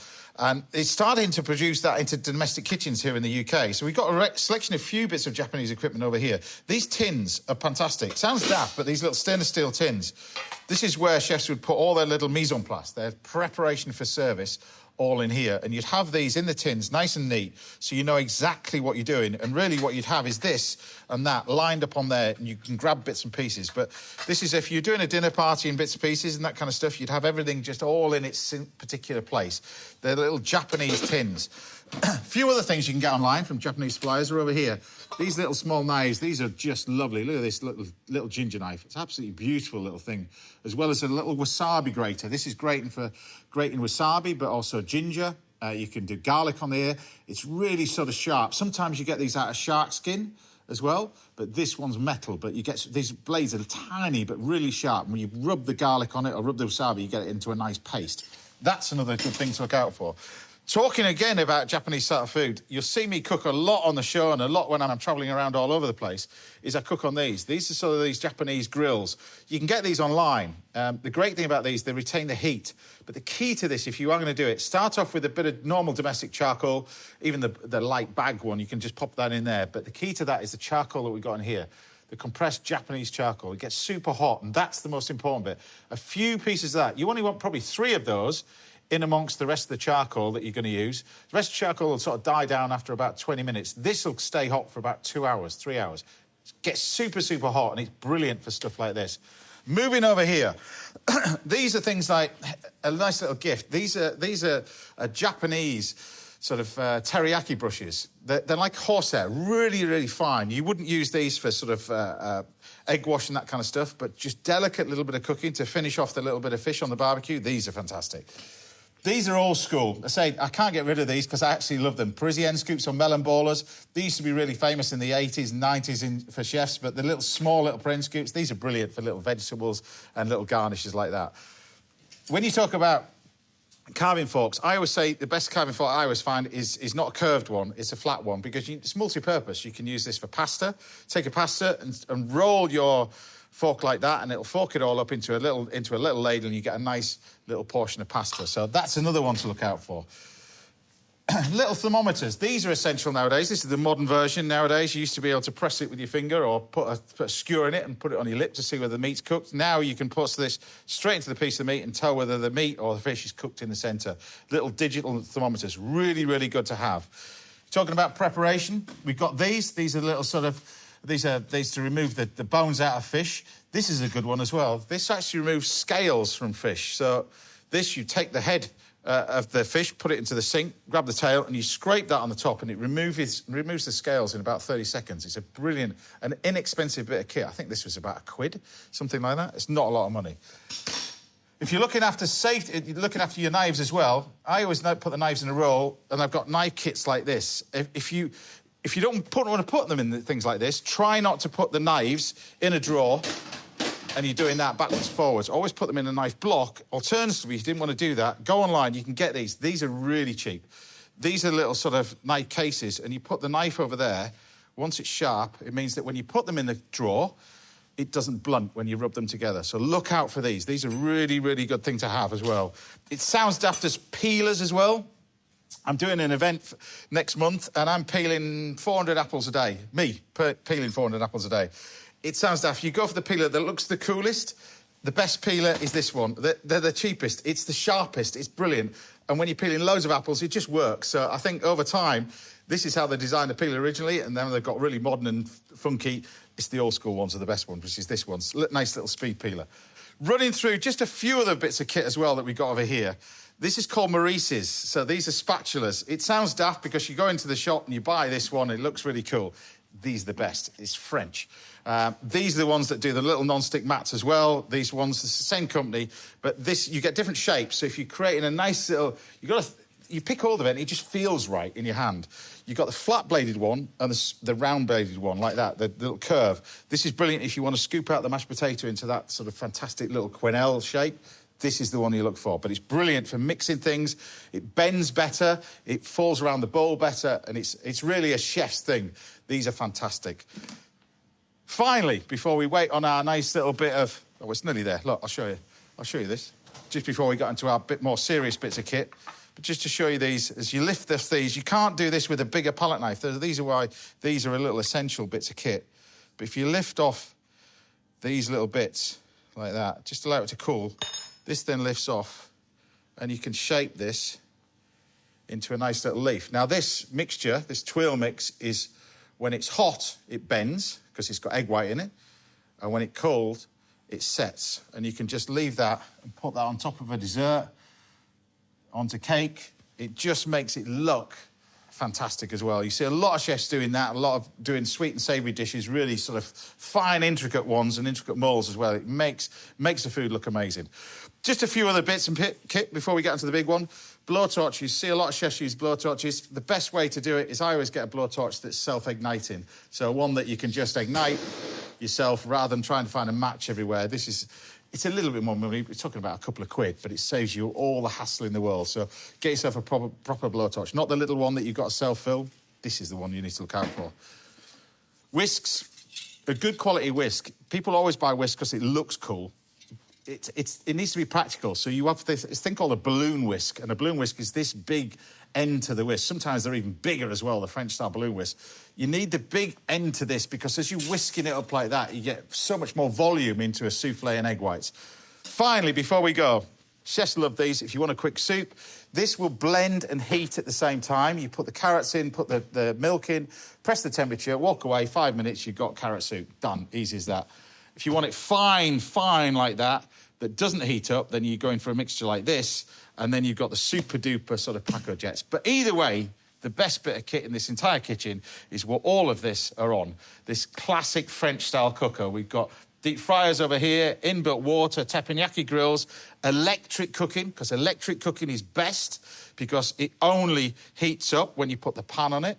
Because chefs in a commercial kitchen, if it's gas, they walk in, turn up all the gas, all the heat and all that energy, all the money is going through the ventilation up into the atmosphere. So electric wherever possible, but the best commercial or the best domestic induction hobs is what you need to look for. You need less of them. And for this show, I only used 2. You've seen this. But this is the little creme de la creme when I bought this stove, is that I've got something to keep my spoons nice and clean, because this water's set at 75 degrees. and it drains off all the dirt from the spoons, drains it out, and I got clean spoons throughout a cooking show. There we have it. Now, if there's anything you'd like to learn about Little Mascas, then do get in touch with us, see if you can help out right here on the show. Time now for a quick break, but join me again in a couple of minutes when Chef Ronnie Murray will be here with a recipe for fish pie. Clean this lot away, otherwise that will be in his pocket. Welcome back. Now, I'll be making a sensational salt and pepper squid and prawns for my guest, Joe Pasquale, very shortly. But first, I'm here with Jude and Alicia, and we're getting ready to taste a dish from a chef whose CV includes spells in the kitchens of some of London's most iconic restaurants. It's the brilliant Ronnie Murray. Great to have you back on the show, Chef. Now, is usually a dessert with you, or something's quite off the charts, and that omelette thing you did was amazing? This is something more traditional. I thought I'd just go for a nice dish midweek. Yeah. Family feeder. OK, so this is the fish pie. So we're going to do a fish pie. So my take on a fish pie is something a little bit easier that you can do midweek. Fish from a supermarket, ideally nice fish from a good fishmonger. But, you know, all your trim left over that you've got in the freezer is another good way to use up this. So we got some cod, we got some salmon, and we got some smoked haddock that you... Yeah, sort of classic fish pie ingredients. Yeah. You could use anything, like I say, a bit of trim that you've got left over. If you don't like salmon, if you're not keen, you could do a bit of trout or sub it with anything, really. Now, the restaurants that I was saying, well, I didn't get to say on the list, really, the places where you worked. I mean, these are some of the most iconic restaurants in the country. Well, yeah, I've done a few very nice restaurants, yeah. Yeah, exactly. So what have you got? You're working with the sauce, first of all. This so is... we're just going to do a little bit for you. We're just going to do a really basic kind of bechamel white sauce, if you like. So a bit of butter, sugar, a bit of butter and flour. So just a really basic sauce. I mean, you know, in the restaurant we'd do a nice fish stock or maybe a bisque in there, or shellfish prawns. But this is just literally something that you can really quickly whip up at home midweek. Where did your love affair of food start then? I don't know, I think I always had a love affair with food. So the food was always around when we were at home. You know, my mum, my grandma are both really good cooks, so there's always sort of, you know, home cooking and food around. So I guess I just always had food about. But getting into work with those amazing... Because, I mean, the restaurants, the Jay Sheiky's and all the ones that you know, we could list tons of them. Yeah. The Ivy and all these places. I mean, they're iconic places. Yeah, I'm a blagger. Yeah. Don't believe what was that like working in there, though? Because the pressure's really on you, isn't it, really? Because you've got the iconic recipes that... When I say about iconic restaurants, these are restaurants that you go to because you go to for a particular dish. They go there. They went there for the apple pie. They went there for the fish pie. You know, what was that like, really? Because there's no really restaurants like that, I suppose, is there? No, really? I guess you can fluctuate. Yeah, and at the time, you know, the likes of Sheiky's and stuff was very much, so they're some of London's oldest restaurants that we always almost kind of put back to their former glory, if you like. You know, when we opened. When you open Scotch, obviously massive team, and Tim and the guys find these restaurants and sort of put them back to their former glory. And I came in just after Jeremy Corbyn and Jeremy King and Chris Corbyn, rather, and you know that was their kind of thing. So I was sort of on the tail end of that sort of sweet spot, and you know the chefs and stuff that we had in the kitchen there have gone on to do some amazing things, right? So what have you just done that we've got over here? So we've cooked out the flour and the butter, and then we've just put the milk and the cream in there, and then I was just about to chop the gherkin and the capers, but you're very good at this stuff. Got in there before me. And then now you're doing a little bit of consultancy work for the new generation, younger generation, as well as the classics as well. Yeah, so I've done all sorts of bits and pieces, and sort of fallen into event work a bit, if you like. But that's been really good and quite interesting. So we just done Twickenham with Ollie Deboo, which, being a massive rugby fan, was perfect. So we did the England-Wales game, and I went and did 3 or 4 days cooking, and then we watched the game. Yeah. So kind of my two loves together. So that was perfect. Fantastic, isn't it? Yeah. So that's been really nice. So I've diced up the fish that you've got in there. Yeah. So that's good. So we might maybe take a bit out of that. That looks a bit generous. Well, I didn't know what the recipes were, Chef, so... Well, I think you've got all the fish there. Well, look, you can put it... Yeah, it's fine. No, it's fine. It's fine, because you just do all the prep. This next door neighbour's cat. It's fine. It's fine. You turn round and it's done. Well, where were you when I was up against it in the restaurant? Exactly. This would have been perfect. Yes. There we go. So you're just basically going to take our mashed potato and you want to basically infuse that with a little bit of milk and some white pepper. Yeah, so just basic mash. We didn't obviously bother to do that because it's not very interesting on the TV, is it? It's peeling potatoes. Yeah. And then we're just going to put a bit of parsley through the sauce. So, yeah, fish, you know, nice to get your fish from a fishmonger. But this, you know, to be honest, you could use frozen or whatever you've got in the freezer, something like, you know, all the use up the bits and pieces. That's generally why fish pie's on the menu in fish restaurants, right? To use up all the bits and pieces. But when you're doing stuff like that, I think the smoked haddock, the natural smoked haddock, is the critical one. Oh, you've got to go undyed and never buy dyed smoked haddock. Yeah. I can't think of anything more vile. Yeah. That's what that bright yellow stuff. Yeah. It just doesn't look right, does it? Something's not quite right about that, right? Right, so there we have our spuds. Yeah, so a nice bit of dry mash there. Yeah, and then you want to add... Yes, you're going to whack in a bit of butter. Bit of your favourite ingredient, Chef. Well, I just thought a bit of butter. A little bit of butter. And then... white pepper you use for this? Yeah, always white. But the only time I ever use white pepper is in a white sauce or mashed potato, that's it. Right. It's always the thing I have to dig out the back of the cupboard in, all right? Yeah. Right, so in there a little bit of Dijon mustard? A little bit of mustard. Any old mustard. We happen to have Dijon, but yeah. Right. Whole grain's quite nice in there. So we're mixing that together. And then, oddly enough, bit of cheese. Yeah. So that helps thicken the sauce. Like I say, this is not exactly what we would do in a restaurant. This is just an easy one for home. So sort of try and pick ingredients that you're likely to have lying around. And then a really good tip for you here is, so the fish is cold, obviously raw, other than the prawns that are cooked. So I'm going to pipe mash on top. Now, everyone knows when you try and put mash on top of something that's hot, it gets very messy, right? So there's 2 tips for you here. One is to pipe the mash on top. So if you spoon it on and then you fork it, you're naturally putting pressure on it, so it's going to spill out everywhere. So everyone's nervous with a piping bag. It doesn't really matter, just as long as you get it on top, and that takes the pressure off. But the other one is peas. Peas in a fish pie, so frozen. So if you use frozen peas, that acts as a natural, almost like a blast chiller, right? So it's going to chill everything down really quickly, so our sauce becomes nice and thick and takes the heat out of it.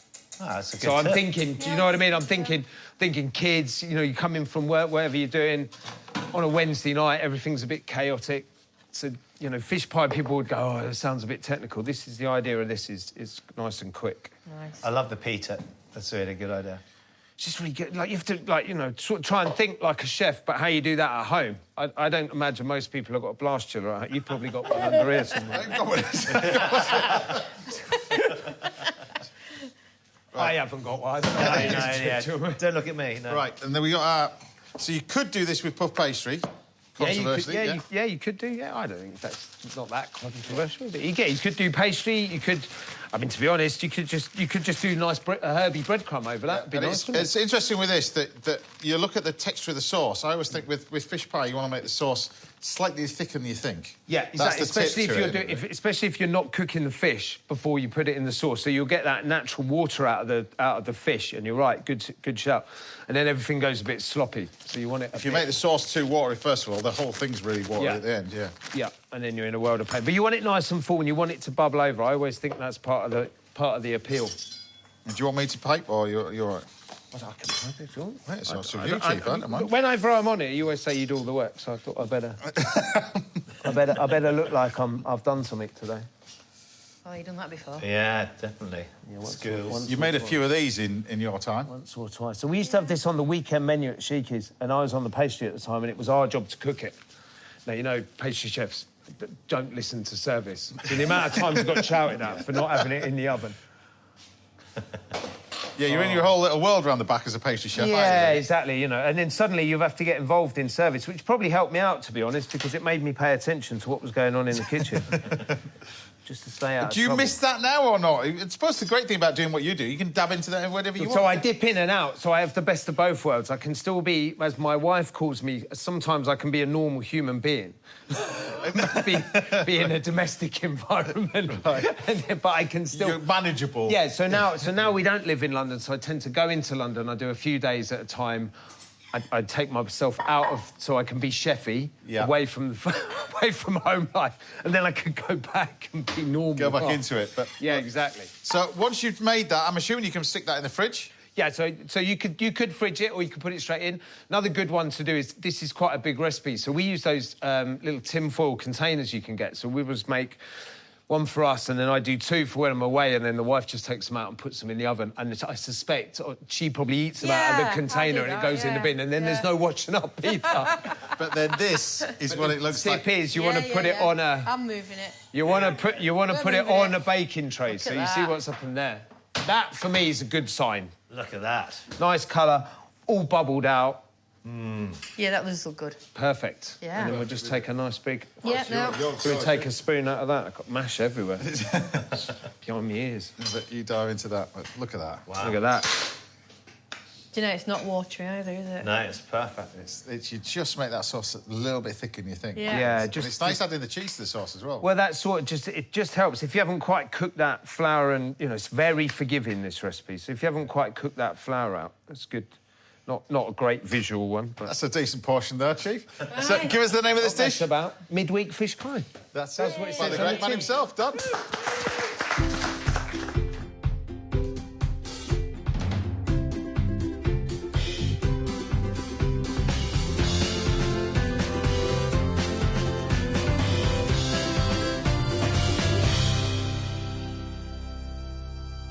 Right, there you have it. Bon appetit. Thank you very much. Ooh, looks like me and Dee have got the pot, to be honest. Standard chef's... Go for it, yeah. Chef's We're fare. going to have to share. Yeah, I did too. I was getting a bit nervous and It's beautiful, That's isn't good. it? Actually, I'm interested in trying the sauce with cornichons and capers. It's really nice with the capers in it. And it's delicious, isn't it? That? Capers and the cornichons are gorgeous. Yeah. absolutely perfect. Legendary, that as well. There we have it. Ronnie Murray, everybody. How good was that? Delicious, that. Right, we've still got time for one more final course. So join us again after the break. We'll be risking up salt and pepper squid and prawns for all my guests, including Joe Pasquale. I'll see you in a bit. Sadly, to the last part of the show. But Judy's sadly on his way back to Cornwall for service, but I'm here with Ronnie, Alicia, and, of course, the very funny Joe Pasquale. Thank you. Because we're going to do, like, another one of your favourite dishes. We're going to do salt and pepper, squid and shrimp. Yeah, I love a bit of fish. If that's all right. So we've got some prawns, I've got some squid over here. I'm going to simply prepare it. I'm going to do this with a nice little bit of jam as well. Now, that's going to basically... We're going to slice this up into rings, and then I'm going to mix that together with a little bit of egg white. And then in there we've got breadcrumbs, we've got some black pepper as well, and add the salt. The shrimp, you can just devein, just nice and simple. Just take the veins out, like that one. And then they're going to go in. So, first of all, we talked about earlier in your career. I want to go to the present day as well, because we mentioned the tour, but we didn't give the name of the tour that you're on as well. Yeah, it's called 40 Years of CAC, The New Normal. Yeah. Because it is, I've been doing CAC for 40 years, and normality, I don't even know what you know, everybody keeps using that phrase, what's the new normal? And I don't even know what, normality, I always say the quote is, normality is a state of mind exclusive to the innate perception of the individual. Because what is normal to you, and what is normal to you, Ronnie, and what is normal to you, Lisa, isn't necessarily normal to me. My normality certainly isn't normal to you lot, because my normal man, I'm a bloke on his own, so my normality is quite bizarre, really. I mean, the tour, you must absolutely love the tour as a comedian as well. Yeah. But one thing that I'm fascinated about, really, the bigger you are in comedy, and you've been doing this, like I said, for 40 years now. Yeah. Do you still have to go down the route where you're doing the smaller gigs before you head out on tour to test? No, I do. Test these. How do you test? No, once again, I don't test anything. I don't test nothing at all. That's another way of putting it. Yeah, that'd be a no then. I literally fly by the seat of my pants. OK, put that in. If it works, it works. If it don't work, I don't do it again. Simple as that, really. And the audience know that. And I treat it as... I'm like a kid up there, you know. I'm like a 13-year-old with a load of bag of toys, and I just play for an hour. And I think it was Jim Carrey quote. He said that when people watch comedy, what they want is to be free of concern for the amount of time that they're watching this performance. And because everybody's got so many concerns in their life, if you can give people that freedom for that hour or so, as a release from that period of time, that they don't have to worry about the things that are going on in the world, in their life. And by doing that, I get that freedom of concern as well, though, because the only thing you can do when you're doing that, the only thing you can think about is that performance. It's like flying a plane. When you're flying a plane, the only thing you think about is flying that plane. If you think about what you're going to have for tea, you might as well forget it. Do you know what I mean? It's like fixing a plane, because you do realise you've got a proper flight engineer. Is that what we call you, flight engineer? So, aircraft engineer, right? I was on quite a few squadrons, but I suppose the main one was 814 Squadron, anti-submarine torpedo warfare, basically. And I was airframes engines, all right, which is a grubber. So you had your pinkies were your radars and your radio, then your greenies were your electronics. Couldn't work that out. What do you think we're talking code here? Yeah.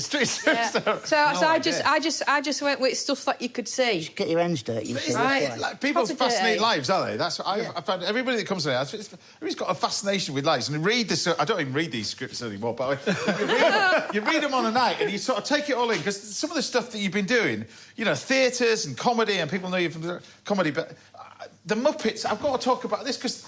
Oh, the Muppets. Muppet Show was fantastic. What happened? But out of all the highlights that you've done, you think of the Muppets at that particular time. That was, like, massive. It was massive. What happened was I did a Royal Variety Show and they had a Muppet segment on it, and the producer of that, they got the independent producer for that part of the show.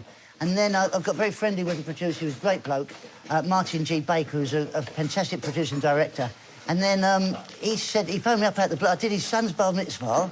And then he phoned me up... Right, yeah. See what I mean? You couldn't write this, you see. And then he phoned me up about 6 months later. He said, are you working next weekend? So, yeah, I'm rehearsing Panto. So he said, well, do you think you can get away for the weekend and come and do the show in Los Angeles? So I said, what show? He went, it's the 25th anniversary of the Muppets. And I've shown them your tapes and they think you're a human Muppet. And they want you to come out and do a bit. So I said, you wind him up? I said, no. So you don't have to make up comedy, you just do life stories. It's true.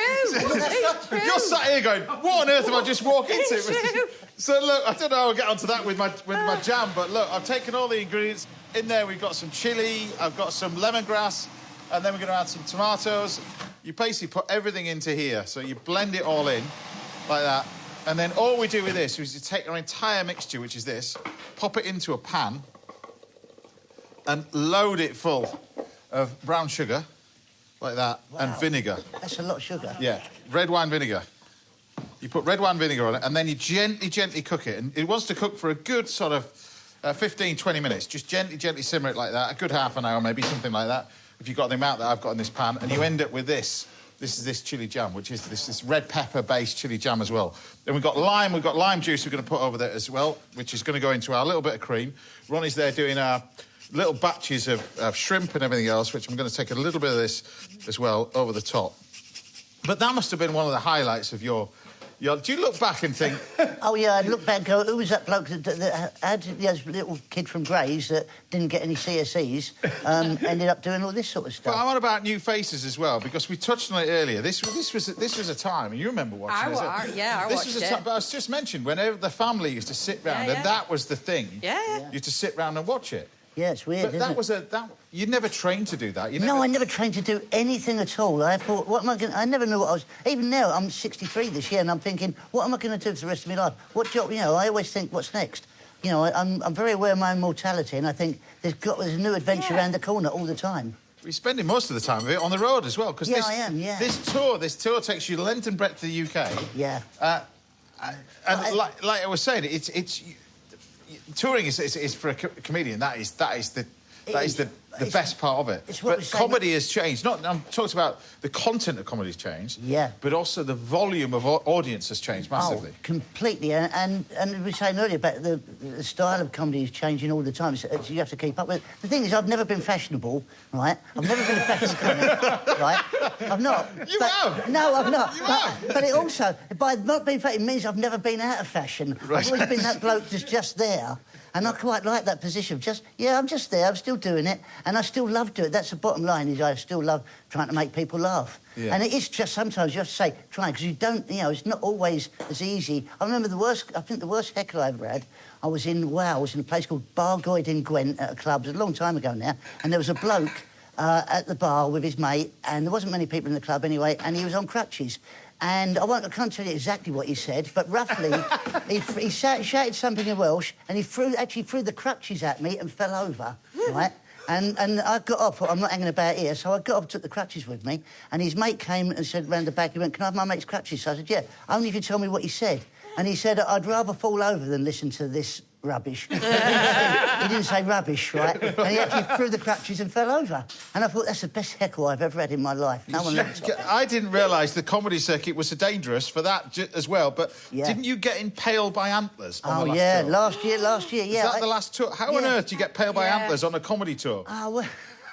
well, that's a long story. So, basically, I do all this stuff, all these puns with, about being expensive and being very dear and all this sort of stuff with a big pair of moose antlers. And invariably, as you know, on stage, if you do a live show, at the end of the show, the lights go up in the audience and they go off on stage for some. They bring the curtain in, and for some reason, other lights go out on stage. Anyway, the moose antlers were there. I trip over them in the dark.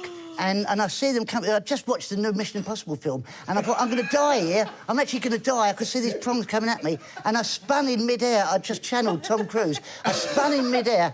I landed smack in the middle of these antlers, right? But so my whole body missed it. But the back of my leg got impaled by this antler, and I thought, well, it's a bit sore. I saw Lee, my mate, on the road. I said, well, Lee, have a look at my leg. I pulled my trousers down and went, oh, he nearly fainted. And he went, you need the medic. So the medic came, he nearly fainted. He said, you've got to go to A&E. I said, it's Skegness, 11 o'clock on a Saturday night. I'm not going to A&E. Anyway, the next morning I was in Bridlington. I went to the hospital about 7 in the morning, and I met a medic there, and I'd met him about 30 years ago in the Falklands doing the troop stuff, and he just sewed me up, gave me antibiotics and the injection, and he went, yeah, off you go, you're not going to die from that, it's just a moose. And And there we have it. I've been told to recap the recipe. Just get it on the internet. Simple as that. I'm more interested about chatting to you about stories. But there we have it. My salt and pepper squid with shrimp. You've got to go see him on tour. The absolute legend, Joe Pasquale, everybody. Easy as that.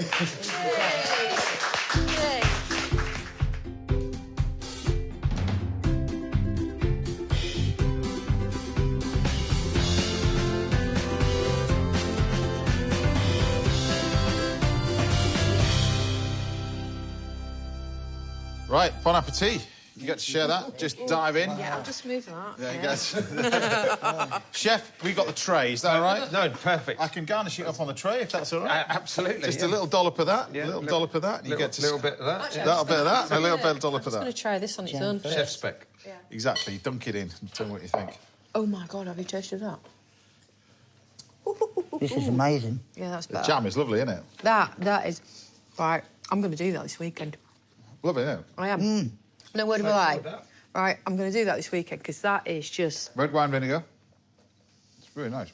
Yeah, I've got That's that. incredible. Look at that big fat prawn. Yeah, I know, that's what I've got. Yeah, really nice, that. Just with a little bit... Needs the cream in there as well, just to break it all down. Really nice. That's it. Like I said, that's all we've got time for today. A massive thank you to all my guests. That amazing dairy farmer earlier, Oliver Neagle, Jude Kariyama, Ronnie, of course, Alicia, and the brilliant Joe Pasquale. Thank you. We'll see you back at the same time next Saturday morning, which is my house, where we've got recipes from Kenny Atkinson, Glyn Pennell, Asma Khan, and loose swimming star Linda Robson will be joining us in the kitchen. Until then, have a great weekend. See you at my place next week. Bye for now.